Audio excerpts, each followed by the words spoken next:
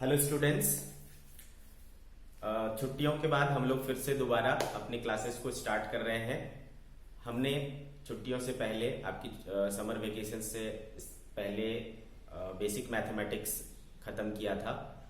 आज जो हम लोग स्टार्ट करने वाले हैं, जैसा कि मैं पहले के चैप्टर्स में बोला करता था कि ये चैप्टर्स एक्चुअली में पूरे फिजिक्स का बेसिस है, ठीक है, बेस है।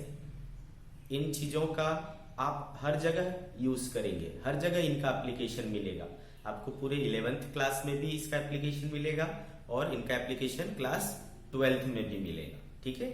और अभी जो हम चैप्टर स्टार्ट करने वाले हैं, ठीक है, ये भी कुछ वैसा ही चैप्टर है ना। इससे 2 क्वेश्चन जो है आपके नीट में शॉर्ट के तौर पर आता है, प्लस इसका जो यूज है, एप्लीकेशन है, वो आपको हर एक चैप्टर्स में अभी से लेकर के क्लास 12th तक आपको यूज होगा। और जहां कहीं भी कोई फिजिकल क्वांटिटी की बात होगी वहां पर इसकी जरूरत पड़ेगी, चाहे वो फिजिक्स हो चाहे वो केमिस्ट्री हो। क्लियर है? तो इसका एक बहुत ज्यादा बड़ा एरिया ऑफ एप्लीकेशन है, ठीक है। तो इस चैप्टर को बहुत अच्छे से और ध्यान से समझने की जरूरत है। तो आप जो है इसको अच्छे से नोट्स बनाएं, ठीक है।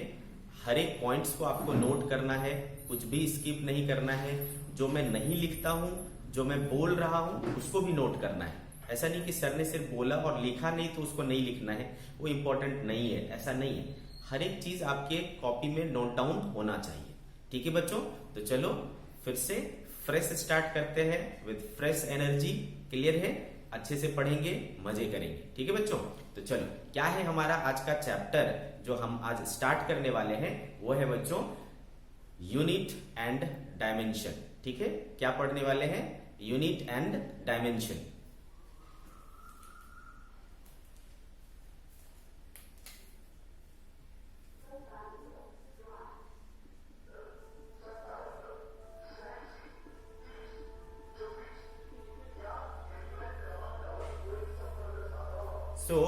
ये है हमारा आज का चैप्टर जिसको हम लोग स्टार्ट कर रहे हैं, यूनिट एंड डायमेंशन, ठीक है बच्चों।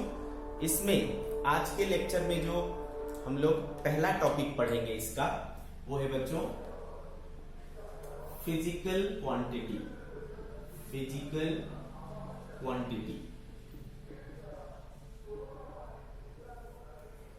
बच्चों, ऐसा कहा जाता है कि फिजिक्स जो है वो एक एक्सपेरिमेंटल सब्जेक्ट है, ठीक है। फिजिक्स को एक एक्सपेरिमेंटल सब्जेक्ट माना जाता है। इसका क्या मतलब है कि फिजिक्स में अगर कोई भी थ्योरी आती है या कोई भी, है ना, लॉ आती है, तो उसको तब तक लोग मानते नहीं जब तक कि उसको क्या बोलते हैं, एक्सपेरिमेंटली वो साइंटिस्ट उसको प्रूव ना कर दे, ठीक है। एक्सपेरिमेंटली आपको हर एक फैक्ट को प्रूव करना पड़ता है, ठीक है। इसलिए हम लोग इसको क्या कहते हैं? एक्सपेरिमेंटल सब्जेक्ट कहते हैं, ठीक है। Physics is an experimental subject. इसमें हर फैक्ट को एक्सपेरिमेंट के बेसिस पर करके आपको दिखाया जा सकता है, ठीक है। तो आप इसको मान सकते हो कि सबसे फैक्चुअल साइंस जो है आपका वो है फिजिक्स है, ठीक है। अच्छा, जब आप कोई एक्सपेरिमेंट करते हो तो वहां पर, है ना, कई प्रकार की क्वांटिटी को क्या करना पड़ता है? मेजर करना पड़ता है। आई बात समझ में? क्लियर है? तो हमें कई प्रकार की क्वांटिटियां देखने को मिलती है, ठीक है। तो वो फिजिकल क्वांटिटी क्या होता है, ठीक है बच्चों। तो ऐसी सभी क्वांटिटीज जिनको आप मेजर कर सकते हो, माप सकते हो, चाहे वो डायरेक्टली चाहे इनडायरेक्टली, ठीक है। डायरेक्टली या इनडायरेक्टली जिस किसी भी क्वांटिटी को आप मेजर कर सकते हो, उनको हम क्या कह सकते हैं? Physical quantity. Understood? Anything, any quantity that can be measured directly और indirectly is known as physical quantity. Okay बच्चों, all quantities which can be measured directly or indirectly directly और indirectly are known as physical quantity, are known as physical quantity. Understood बच्चों? तो ऐसी जो भी क्वांटिटियां हैं जिनको अपन क्या कर सकते हैं, मेजर कर सकते हैं, माप सकते हैं, ठीक है, चाहे वो डायरेक्टली हो चाहे वो इनडायरेक्टली हो, हम उनको क्या कहेंगे बच्चों, फिजिकल क्वांटिटी बोलेंगे। जैसे कि मेरी हाइट है ना, मेरी हाइट को मापी जा सकती है ना। मान लो मेरी हाइट है भाई 5 फुट 6 इंच है, तो ये हमने मेजर किया। अंडरस्टूड? तो ये क्या हुआ, एक फिजिकल क्वांटिटी हुई। मेरी वजन है ना, मेरा वजन सपोज 60 kg है, तो इसको हम माप सकते हैं, तो ये क्या हुआ, एक फिजिकल क्वांटिटी हुआ। लेकिन अगर मैं बोलूं कि मैं आज बहुत खुश हूं, तो मेरी खुशियों को आप माप सकते हो क्या? मैं अगर बोलूं कि मैं बहुत दुखी हूं, तो क्या आप मेरे दुखों को माप सकते हो क्या? तो ये जो है वो क्या है, भावनाएं हैं, इनको आप मेजर नहीं कर सकते, तो इनको आप क्वांटिटी नहीं कह सकते। हैप्पीनेस कांट बी मेजर्ड, है ना, sorrow can't be measured, clear है? तो इनको आप माप नहीं सकते, तो इनको आप फिजिकल क्वांटिटी नहीं कह सकते।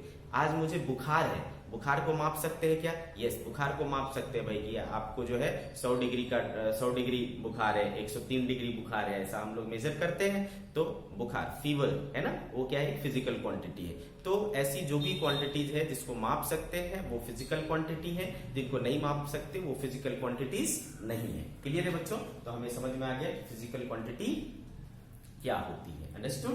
क्लियर है बच्चों? ये हुआ हमारा आज का फर्स्ट टॉपिक। सेकेंड टॉपिक देखते हैं बच्चों, मेजरमेंट।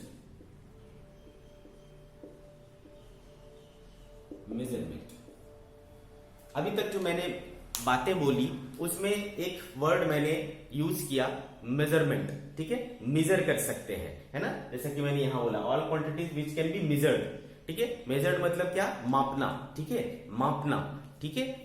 कोई भी क्वांटिटी होती है, जैसा कि मैंने बोला कि फिजिक्स एक एक्सपेरिमेंटल सब्जेक्ट है। जब आप एक्सपेरिमेंट करने जाते हो तो वहां उसमें जो भी क्वांटिटीज इंक्लूड होते हैं उनको आपको पहले क्या करना पड़ता है, मेजर करना पड़ता है, और फिर उसको आपको जो है फॉर्मूले में पुट करके आपको डेटा को निकालना पड़ता है ना, रिजल्ट को फाइंड आउट करना पड़ता है। तो आपको मेजरमेंट करना पड़ेगा क्वांटिटीज का। अंडरस्टूड? ठीक है बच्चों, तो ये मेजरमेंट आखिर होता क्या है और इसकी जरूरत क्यों पड़ी। सबसे पहले हम ये बात करते हैं कि मेजरमेंट की जरूरत क्यों पड़ी, need of measurement, what was the need of measurement. ठीक है बच्चों, तो जैसा कि आप जानते हो बच्चों कि हमारा जो लाइफ था वो इतना एडवांस शुरू से नहीं था। हम लोग शुरू में क्या थे, कुछ भी नहीं जानते थे, है ना नेचर के बारे में कुछ जानते थे, ना हम क्या बोलते खेती करना जानते थे, कुछ भी नहीं जानते थे हम लोग, है ना। पूरी तरीके से क्या थे बच्चों, ब्लैंक थे, आप ऐसा बोल सकते हो। फिर धीरे धीरे हमारी सिविलाइजेशन क्या हुई, सीखते चली गई, साइंस आया, ये वो, ऐसा करके हम लोग आज इतने डेवलप्ड हैं। क्लियर है बच्चों? तो जब स्टार्टिंग में था तो ना तो लोग खेती करते थे, ना तो कोई सामान बनाते थे, ना तो कोई सामान बेचते थे, तो ऐसी कोई टेंशन थी ही नहीं। बाद में धीरे धीरे क्या हुआ, लोगों ने खेती करना सीखा। जब खेती करना सीखा तो कोई कुछ उगाता था, कोई कुछ उगाता था। किसी ने मान लो धान उगाया तो किसी ने समझो दाल उगा लिया, है ना, पल्सेस। तो एक के पास राइस है भाई, एक के पास पल्सेस है। हमको मान लो राइस और पल्स बनाना है, तो मैं क्या करूंगा, मैं अपना राइस उसको दे दूंगा और उससे थोड़े पल्स मैं ले लूंगा। तो अपन क्या कर लेते थे, एक्सचेंज कर लेते थे, है ना। एक कटोरी उनको दे दिया चावल और उसने बदले में एक कटोरी मुझे क्या दे दिया, पल्स दे दिए, दाल दे दिए। ठीक है, तो ये वाला जो सिस्टम था ये कहलाता था बच्चों बार्टर सिस्टम। क्या कहलाता था, बार्टर सिस्टम। अंडरस्टूड? बाद में लेकिन बच्चों, ठीक है, अब जैसे कि डिस्टेंस की बात है कि यहां से वहां तक कितनी दूरी है, तो लोग पहले क्या करते थे, ऐसे स्टेप्स में बता देते थे। 100 पग की दूरी, 100, है ना, 100 पग की दूरी यानी 100 स्टेप्स का डिस्टेंस। आई बात समझ में? तो भाई बोल दिया कि यहां से उसका घर कितना दूर भाई, तो 100 पग है। यहां से उसका घर कितना है भाई, 1000 पग है, ऐसा बोल दिया। अब जो ये स्टेप होता है, क्या ये स्टेप हर एक के लिए सेम होगा? अगर कोई नाटा आदमी है ना, कम हाइट वाला आदमी जो है उसको कवर करेगा तो हो सकता है कि नंबर ऑफ स्टेप्स क्या आए, ज्यादा आए। लेकिन वही अगर एक लंबा व्यक्ति उसको ट्रेवल करेगा तो उसके नंबर ऑफ स्टेप्स क्या आएंगे, कम आएंगे। तो एक कंफ्यूजन की स्थिति आती थी वहां पर, उस मेजरमेंट में एक्यूरेसी नहीं हुआ करता था। ठीक है, एक्यूरेसी नहीं हुआ करता था। बट जब धीरे धीरे साइंस डेवलप हुआ तो हमको एग्जैक्ट चीजों की, एग्जैक्ट क्वांटिटी की जरूरत पड़ने लगी, ताकि हम उसको साइंस में अच्छे तरीके से यूज कर सके। ठीक है, एग्जैक्ट चाहिए अपने को, तो उसके लिए क्या किया गया, वो सब जो सिस्टम था वो सही नहीं था, तो सही सिस्टम डेवलप किया गया मेजर करने का। ठीक है, आ रही बात समझ में? तो यहां से स्टार्ट हुआ मेजरमेंट का। क्लियर है? ऐसे तैसे मेजरमेंट नहीं करेंगे, सही सटीक मेजरमेंट करने का तरीका ढूंढा गया। समझ गए? तो मेजरमेंट एक बहुत इंपॉर्टेंट स्टेप है एक्सपेरिमेंट का। बिना मेजरमेंट के आप एक्सपेरिमेंट परफॉर्म नहीं कर सकते। ठीक है, तो इससे आपको समझ में आता है कि मेजरमेंट का रोल कितना बड़ा है। ठीक है, चलो, तो मेजरमेंट में आखिर करते क्या है बच्चों? मेजरमेंट में आखिर करते क्या है? अच्छा, जैसे कि मान लो आपको, है ना, आपके मदर ने बोला कि बच्चे जाओ आज जो है 1 केजी राइस लेकर के आओ, तो आप क्या करते हो? शॉप को जाते हो और शॉप वाले को बोलते हो कि मुझे 1 केजी राइस चाहिए। ठीक है, तो वो क्या करता है बच्चों? उसके पास एक बैलेंस होता है। ठीक है, बैलेंस के 2 पैन होते हैं। ठीक है, दोनों साइड 2 पैन होते हैं, उसमें से एक साइड में वो 1 केजी का कोई बॉक्स रखता है। आपने देखा है, 1 केजी का बॉक्स रखता है। ठीक है, उस 1 केजी बॉक्स एक साइड रखने के बाद दूसरे साइड में वो क्या करता है? राइस को डालना स्टार्ट करेगा। समझ गए क्या बच्चों? ठीक है, तो जब ये राइस इधर डालता है, ठीक है, तो ये तब तक इसको बैलेंस करने की कोशिश करता है जब तक दोनों बराबर नहीं हो जाए। ठीक है, जब ये दोनों साइड बराबर हो जाता है तो वो आपको बोलता है कि ये लो 1 केजी राइस। इसका क्या मतलब है? हमने बेसिकली किया क्या? हमने बेसिकली, है ना, इस क्वांटिटी को इसके साथ कंपेयर किया। जब बराबर हो गया तो 1 केजी राइस मिल गया हमको। ठीक है, तो मेजरमेंट बेसिकली क्या होता है? कंपैरिजन, कंपेयर किया जाता है। ठीक है, अच्छा, दूसरी चीज, हमेशा जब भी हम किसी चीज को मेजर करने जाएंगे हमारे पास एक स्टैंडर्ड होगा। जैसे कि अभी मैंने बोला कि 1 केजी राइस लेने के लिए हमने क्या किया? 1 केजी का एक बॉक्स यूज किया, है ना, 1 केजी का एक बॉक्स यूज किया, वेट बॉक्स यूज किया। क्लियर है? तो ये एक प्रकार का स्टैंडर्ड है, इसको अपन कहते हैं बच्चों यूनिट। ठीक है, क्या क्या कहते हैं इसको? यूनिट कहते हैं। तो अपन क्या करते हैं बच्चों? 1 केजी, है ना, ये क्या चीज है बच्चों? मास है, मास। ठीक है, मास। तो हमें क्या मेजर करना है? मास मेजर करना है। आ रही बात समझ में? तो हम उसको कंपेयर करेंगे किससे? एक ऐसे ही स्टैंडर्ड से कंपेयर करेंगे जिसका भी नेचर क्या है? मास है। समझ गए क्या? तो एक फिजिकल क्वांटिटी को मेजर करने के लिए उसी के नेचर का एक स्टैंडर्ड बनाया गया है, उससे कंपेयर किया जाता है। तो वो जो स्टैंडर्ड है ना, उसको अपन यूनिट कहते हैं। ठीक है, उसको आगे बढ़ेंगे, उस स्टैंडर्ड को क्या कहते हैं? यूनिट कहते हैं। क्लियर है? तो अगर मैं मेजरमेंट को डिफाइन करूं तो मैं क्या बोलूंगा बच्चों? ध्यान से समझिए।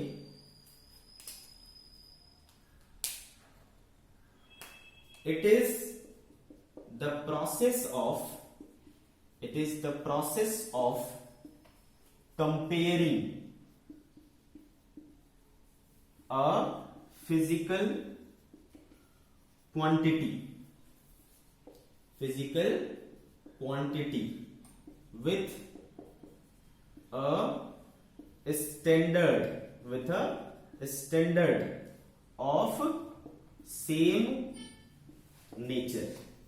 a standard of same nature, ठीक है बच्चों, ये कहलाता है हमारा मेजरमेंट। आई बात समझ में? What is measurement?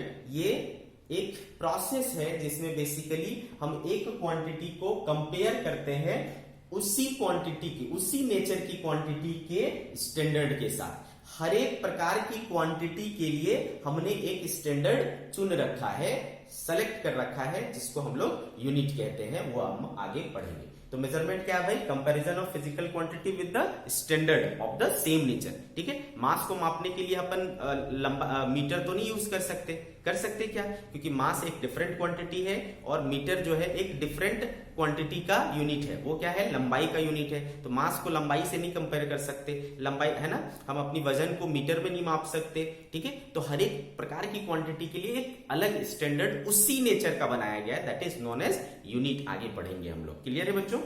तो मेजरमेंट क्या है, एक प्रोसेस है जिसमें एक फिजिकल क्वांटिटी को उसी नेचर के, है ना, उसी नेचर के एक स्टैंडर्ड के साथ कंपेयर किया जाता है, उसे हम लोग मेजरमेंट कहते हैं। आगे बात समझ में, तो दो चीजें हमने सीखी बच्चों की, फिजिकल क्वांटिटी क्या होती है और मेजरमेंट क्या होता है। ओके, चलो, तो यहां तक की बात हुई हमारी। फिर जरूरत क्यों पड़ी मेजरमेंट का, वो भी आप समझ गए। नीड ऑफ मेजरमेंट क्या है, क्योंकि है ना हमको एक्यूरेट मेजरमेंट चाहिए, ठीक है, मतलब चीजों को सही सही से जानकारी हो हमें, है ना, हम एक्सपेरिमेंट सही सही परफॉर्म कर सके, तो जो चीजें हमने ली है उसकी एग्जैक्ट जानकारी चाहिए, उसके लिए आपको मेजरमेंट की जरूरत पड़ती है। क्लियर है बच्चों।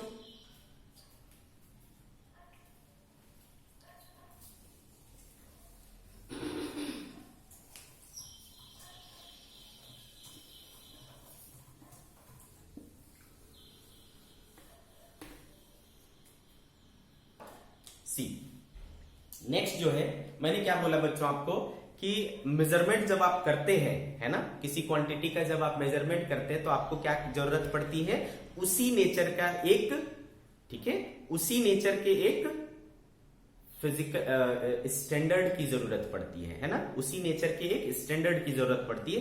उस स्टैंडर्ड को हम लोग क्या कहते हैं, यूनिट कहते हैं। क्लियर है, उस स्टैंडर्ड को अपन यूनिट कहते हैं। तो चलो देखते हैं कि यूनिट क्या होता है। यूनिट, ठीक है बच्चों।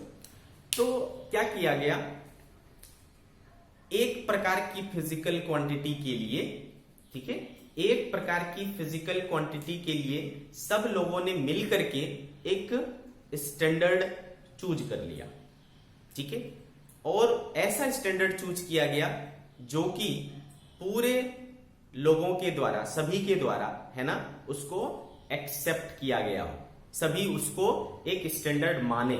ऐसा नहीं कि सबने अपना अपना स्टैंडर्ड बना लिया, मेरा कुछ और है उसका कुछ और है, तो फिर तो कंफ्यूजन की स्थिति बनी रहेगी।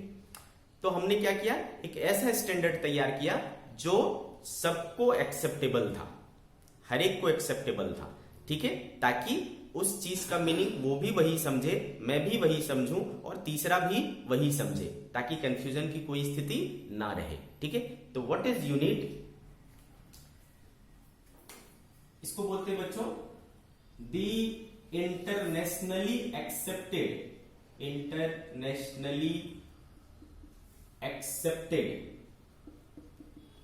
स्टैंडर्ड, ठीक है बच्चों, the internationally accepted standard which is used in measurement of physical quantity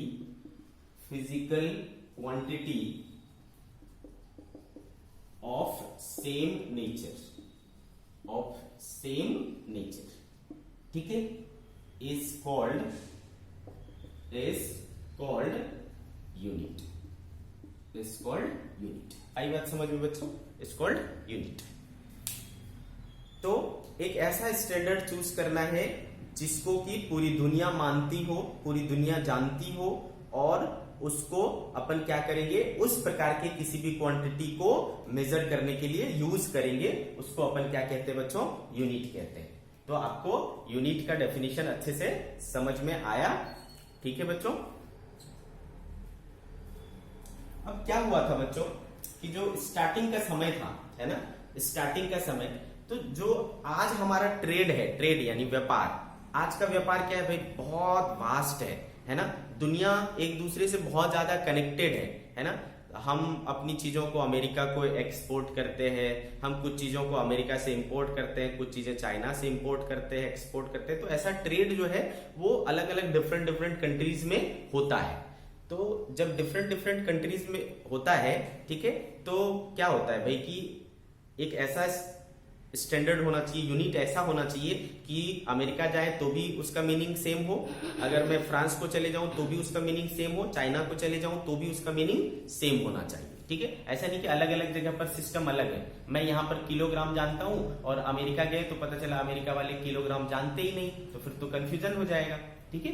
तो इसलिए आज के डेट में क्या है, पूरी दुनिया में एक ही सिस्टम चलता है जिसको हम लोग एसआई सिस्टम बोलते हैं। बचपन से आप लोग पढ़ते आए हैं, एसआई सिस्टम चलता है। ठीक है, बात को आप ध्यान से सुनिए। बट शुरू में ऐसा नहीं था, स्टार्टिंग में ऐसा नहीं था। व्यापार भी इतना डिफरेंट कंट्रीज में नहीं होता था, समझ गए क्या? कुछ कंट्रीज में ही होता था, या फिर हो सके तो देश के अंदर ही होता था, ऐसा था। या फिर आप अगर औपनिवेशिक काल की बात करो, है ना, कोलोनाइजेशन जब हुआ था उस समय, तो आप देखोगे कि पूरी जो वर्ल्ड है वो कुछ कंट्रीज हैंडल करते थे, है ना, जैसे कि फ्रांस हो गया, ब्रिटेन हो गया, है ना, पुर्तगाल हो गया।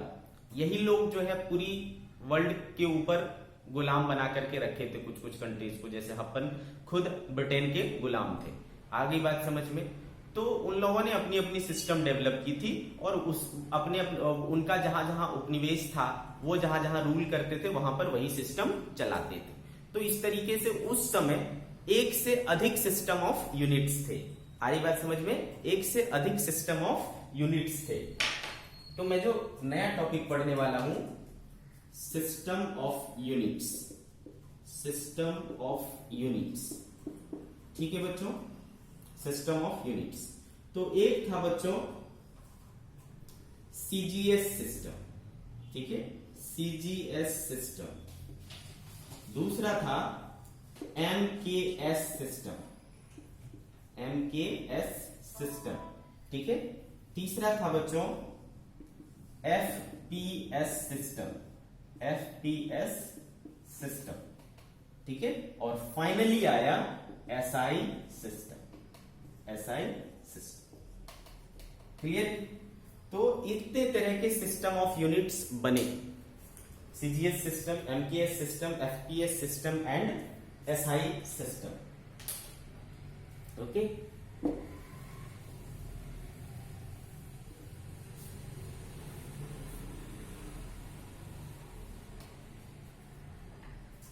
नाउ सी क्या होता है ये CGS system, MKS system, FPS system और एसआई सिस्टम। सबसे पहले बात करता हूं मैं CGS system, CGS system.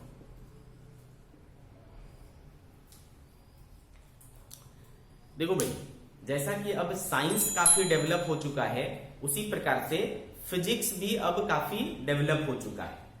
Starting के फिजिक्स और आज के फिजिक्स में काफी अंतर है, ठीक है। उस समय मतलब पिछले समय का जो फिजिक्स था, उसके बहुत बड़े साइंटिस्ट न्यूटन साहब हुआ करते थे, ठीक है। न्यूटन के जमाने में 3 क्वांटिटी को फंडामेंटल माना गया था। क्या बोला मैंने बच्चों? 3 क्वांटिटीज को फंडामेंटल माना गया था। मास, लेंथ एंड टाइम, ठीक है। इन 3 क्वांटिटी को फंडामेंटल माना जाता था। ध्यान से समझिए आप, मास, लेंथ और टाइम, ये 3 क्वांटिटीज को फंडामेंटल मानते थे, और बाकी जितनी भी क्वांटिटीज थी वो इन तीनों से मिलकर के बनता था। इसका एक एग्जांपल मैं देना चाहूंगा। जैसे कि देखो बच्चों, नंबर सिस्टम है हमारा। नंबर सिस्टम में क्या होता है? 0, 1, 2, 3, 4, 5, 6, 7, 8 और 9।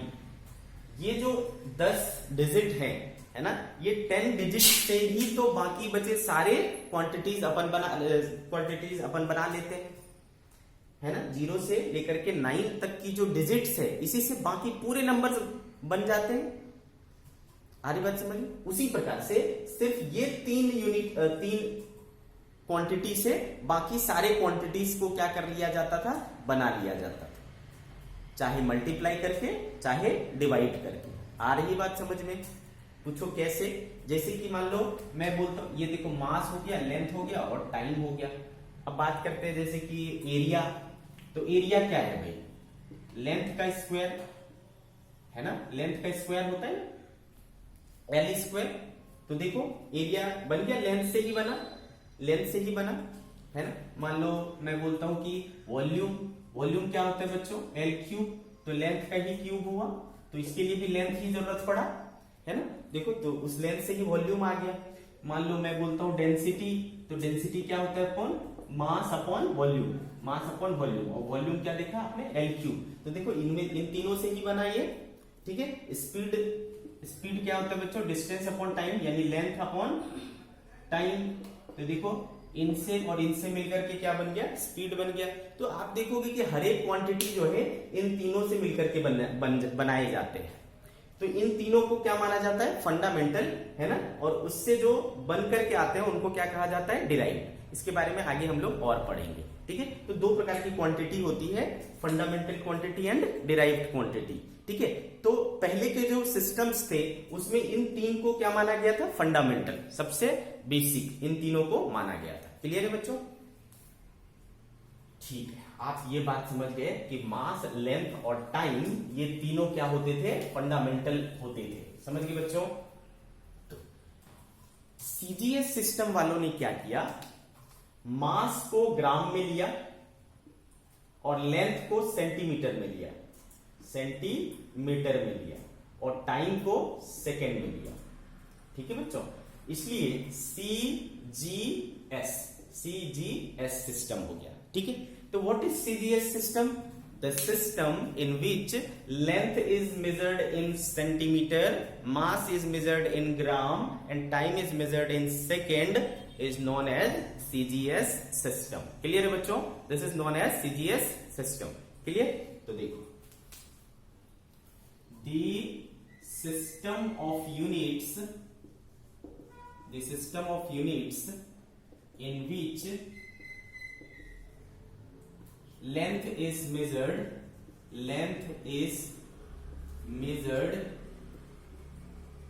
in centimeter, mass is measured in gram and time is measured in second is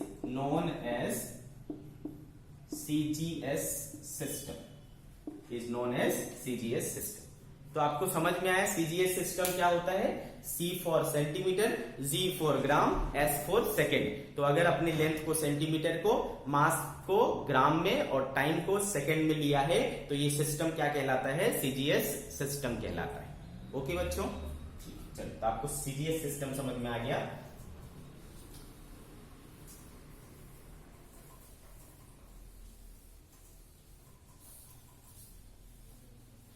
अगला बच्चों एमकेएस सिस्टम, ठीक है। एमकेएस सिस्टम दूसरा देखिए, एमकेएस सिस्टम, ठीक है। इस बार लेंथ को जो है बच्चों, लेंथ को लिया मीटर में, मास को लिया किलोग्राम और टाइम को लिया सेकेंड में, ठीक है। तो ये हो गया बच्चों M, ये हो गया K और ये S, MKS सिस्टम, ठीक है। ये क्या बन गया, MKS सिस्टम। आई क्या बात आपको समझ में, this is MKS system. What, if length is measured in metre, mass is measured in kilogram and time is measured in second, we call it MKS system, ठीक है।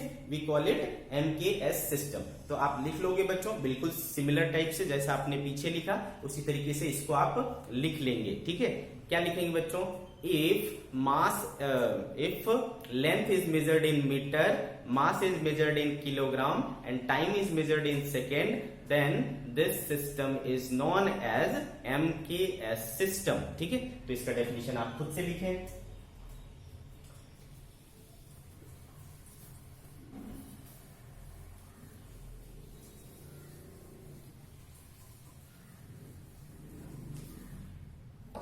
ठीक है बच्चों, नेक्स्ट देखो FPS सिस्टम, FPS सिस्टम, ठीक है बच्चों। FPS system, इस बार लेंथ, मास और टाइम, लेंथ को लिया जाता है बच्चों फुट में, मास को पाउंड में और टाइम को सेकेंड में, ठीक है।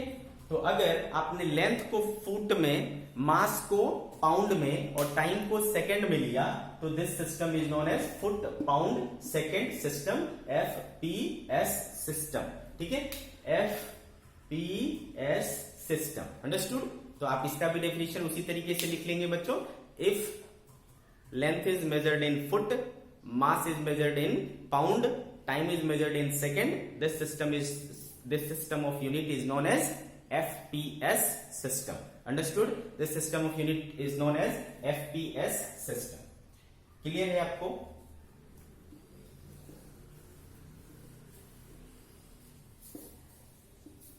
तो बच्चों इनमें से ये जो दो सिस्टम थे CGS और MKS और ये जो FPS था, ठीक है, इसको कहते हैं बच्चों फ्रेंच सिस्टम।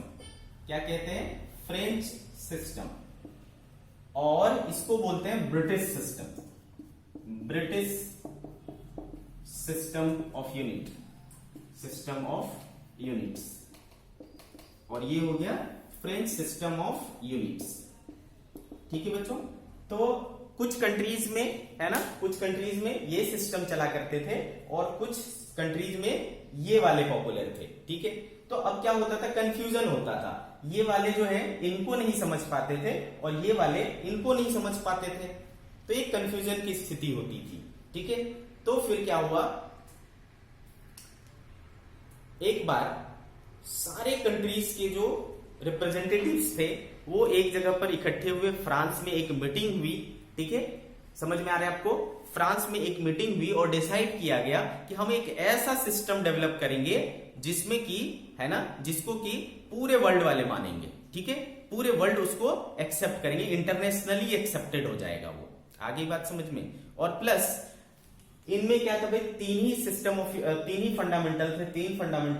फंडामेंटल थे। लेकिन जब हमारा साइंस डेवलप हुआ ना, तो कुछ ऐसी क्वांटिटीज डेवलप होकर के आई, कुछ ऐसी क्वांटिटीज निकल करके आई जो सिर्फ इन तीन के बेसिस पर डिफाइन नहीं हो पाते थे, इन तीनों से डिराइव्ड नहीं हो पाते थे। तो जरूरत समझ में आया कि कुछ और क्वांटिटीज को फंडामेंटल बनाना पड़ेगा, कुछ और क्वांटिटीज को फंडामेंटल बनाएंगे तब जाकर के जो है हम किसी भी क्वांटिटी को डिराइव कर पाएंगे। ठीक है, तो नंबर ऑफ फंडामेंटल क्वांटिटीज को भी ऐड किया गया, प्लस इनमें जो कुछ भी कमियां थी उसको दूर करा गया और एक नया सिस्टम डेवलप किया गया जिसको क्या कहा जाता है, इंटरनेशनल सिस्टम ऑफ यूनिट्स। क्या कहलाता है बच्चों? International system of units, SI system of units. Understood बच्चों? International system of units. एक चीज और याद रखना आप लोग, ये जो CGS और MKS होता है, ठीक है बच्चों, यहीं पर लिखता हूं मैं, CGS और MKS जो होता है ये मीट्रिक सिस्टम होता है, मीट्रिक सिस्टम। और ये जो है वो मीट्रिक सिस्टम नहीं होता है, not a metric system, metric system. ठीक है, क्या बोला मैंने? CGS और MKS जो होता है वो मीट्रिक सिस्टम होता है और FPS सिस्टम मीट्रिक सिस्टम नहीं होता है। अच्छा, मीट्रिक सिस्टम को एक और नाम से बोलते हैं बच्चों, डेसिमल सिस्टम, डेसिमल सिस्टम। ठीक है, तो ये मीट्रिक सिस्टम या डेसिमल सिस्टम होता है CGS और MKS, और FPS जो है वो मीट्रिक सिस्टम नहीं होता, डेसिमल सिस्टम नहीं होता। होता क्या है मीट्रिक सिस्टम का मीनिंग क्या है बच्चों? इसमें जो क्वांटिटीज होती है ना, क्वांटिटी हमने जैसा कि बोला आपको, क्या बोला बच्चों कि मास, लेंथ और टाइम फंडामेंटल हुआ, बाकी चीजें क्या होंगी, डिराइव्ड होंगी। ठीक है बच्चों, तो जो नई क्वांटिटीज डिराइव्ड होंगी, है ना बच्चों, जो नई क्वांटिटीज डिराइव्ड होंगी वो हमेशा आपस में 10 के मल्टीपल्स और सब मल्टीपल्स में ही होंगे। जैसे कि 1 मीटर बराबर क्या, 100 सेंटीमीटर। ठीक है, 1 मीटर बराबर 100 सेंटीमीटर, 1 सेंटीमीटर बराबर 10 मिलीमीटर, है ना, इस तरीके से। तो आप देखोगे कि सभी जो है आपस में, है ना, 10 के मल्टीपल्स या सब मल्टीपल्स में ही कनेक्टेड है, इसलिए इनको क्या कहा जाता है, metric system. Understood what is metric system? Metric system means 10 के मल्टीपल्स, 10 के पावर्स में होंगे। ठीक है, सारी चीजें आपस में connected. Okay, this is metric system. तो ये दोनों मीट्रिक सिस्टम में आते हैं, बट ये मीट्रिक सिस्टम में नहीं आता। क्यों नहीं आता? क्योंकि जैसे देखो इसमें कैसी क्वांटिटीज होती हैं, इसमें होती है बच्चों जैसे कि 1 इंच, 1 इंच बराबर क्या होता है, 2.54 सेंटीमीटर। तो देखो ये बड़ा अजीब है, है ना, याद रखना मुश्किल है। 10 के पावर्स में रहते थे तो बहुत आसानी से याद रख लिया करते थे।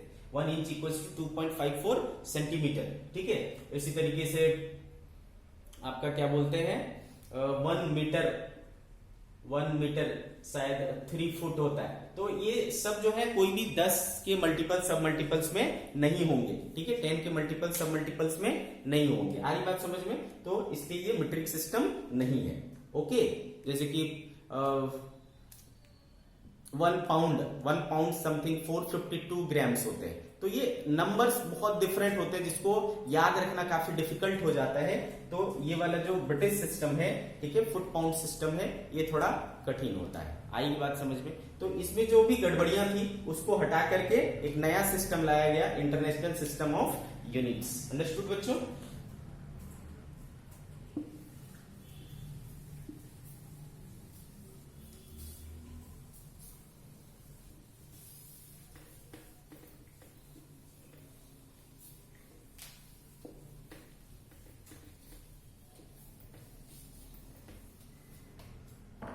नाउ सी, अभी अभी हमने पढ़ा क्या बच्चों? फिजिकल क्वांटिटी, है ना, फिजिकल क्वांटिटी। इसको मैं क्या कर सकता हूं? 2 कैटेगरी बना सकता हूं। एक को बोलते हैं बच्चों फंडामेंटल फिजिकल क्वांटिटी, और एक को कहते हैं बच्चों डिराइव्ड फिजिकल क्वांटिटी, ठीक है। Fundamental physical quantity and derived physical quantity, ये 2 चीजें। अंडरस्टूड? अब क्या होता है फंडामेंटल फिजिकल क्वांटिटी, ये समझो। Those quantities which do not depend on others, ठीक है बच्चों, are called fundamental physical quantity, fundamental physical quantity, ठीक है। जैसे कि मास, लेंथ, टाइम एक्सेट्रा, ठीक है। ये क्या कहलाते हैं? फंडामेंटल क्वांटिटीज कहलाते हैं। ये किसी और पर डिपेंड नहीं करते। आप इसको और छोटा नहीं कर सकते, मतलब मास को किसी और दूसरी चीज से एक्सप्रेस नहीं कर सकते। मास को लेंथ के टर्म में नहीं एक्सप्रेस कर सकते, मास को टाइम के टर्म्स में नहीं एक्सप्रेस कर सकते, लेंथ को मास और टाइम के टर्म में नहीं एक्सप्रेस कर सकते। आई क्या बात समझ में? ये और सिंप्लीफाई नहीं होंगे, ओके, ठीक है। ये किसी दूसरे पर डिपेंड नहीं करेंगे। ऐसे क्वांटिटीज को अपन क्या कहते हैं? फंडामेंटल फिजिकल क्वांटिटी कहते हैं, ठीक है। अब डिराइव्ड क्या होगा बच्चों?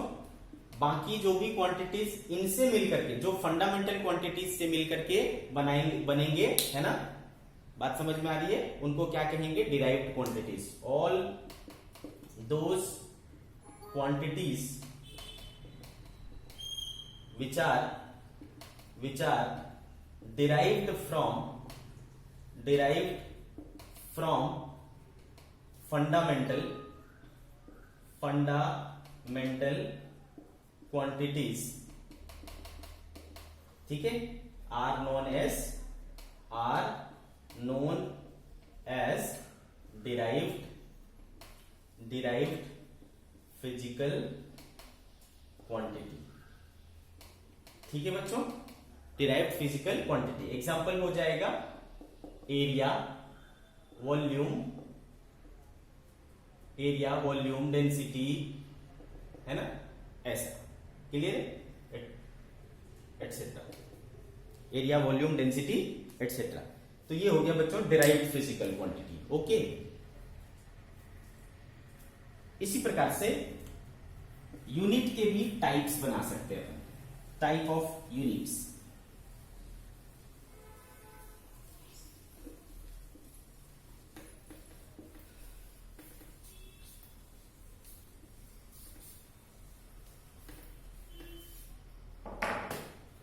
सी टाइप ऑफ यूनिट्स यूनिट्स। इसको भी अपन दो कैटेगरी बना सकते हैं। एक को बोलते हैं बच्चों fundamental unit, fundamental unit, and इसको बोलते हैं derived unit, derived unit. Okay बच्चों, fundamental unit and derived unit. ध्यान से समझे बच्चों, फंडामेंटल यूनिट वो यूनिट होगा बच्चों, ठीक है, फंडामेंटल यूनिट वो यूनिट जो किसी और पर डिपेंड नहीं करेगा। All those units which do not depend on others, है ना, are called fundamental units. All those units which do not depend on others, do not depend on others are called fundamental units, ठीक है, are called fundamental units। Example kg, metre, second, etcetera, ये सब fundamental है, ठीक है। Similarly इधर आप क्या लिख सकते हो बच्चों, बाकी जितने भी यूनिट होते हैं वो इनसे मिलकर के बने होते हैं, है ना। तो all those units which are derived from fundamental units are, ठीक है, which are derived from fundamental units are called derived units, ठीक है। For example metre per second, speed का यूनिट, देखो इसमें मीटर है और सेकेंड, मीटर और सेकेंड से मिलकर के बना है, ठीक है। Acceleration metre per second square, है ना, metre per second square metre और सेकेंड से मिलकर के बना है, ठीक है। वॉल्यूम केजी पर मीटर क्यूब, ठीक है, देखो केजी और मीटर से मिलकर के बना है। तो ऐसे जो भी यूनिट्स हैं वो क्या कहलाते हैं बच्चों, डिराइव्ड यूनिट्स कहलाते हैं। समझ गए क्या, टाइप ऑफ यूनिट आपको समझ में आया।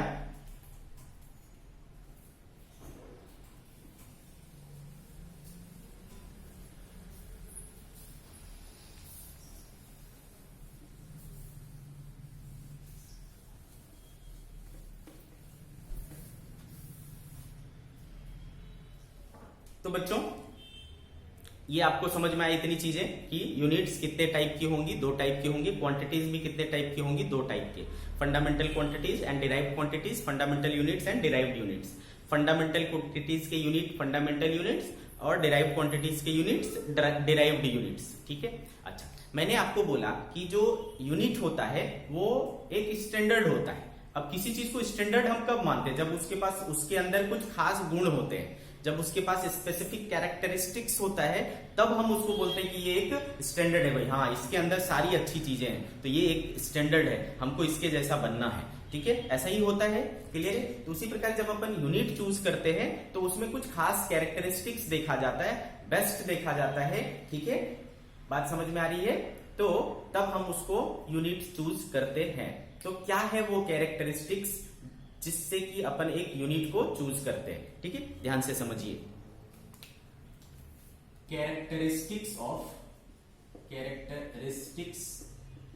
Of unit, characteristics of unit, समझो बच्चों। पहला सबसे जो इंपॉर्टेंट चीज है वो क्या होना चाहिए, वो इंटरनेशनली एक्सेप्टेड होना चाहिए, पूरी दुनिया वाले उसको जाने माने और एक्सेप्ट करें, ठीक है। तो ये हो गया आपका पहला, इट शुड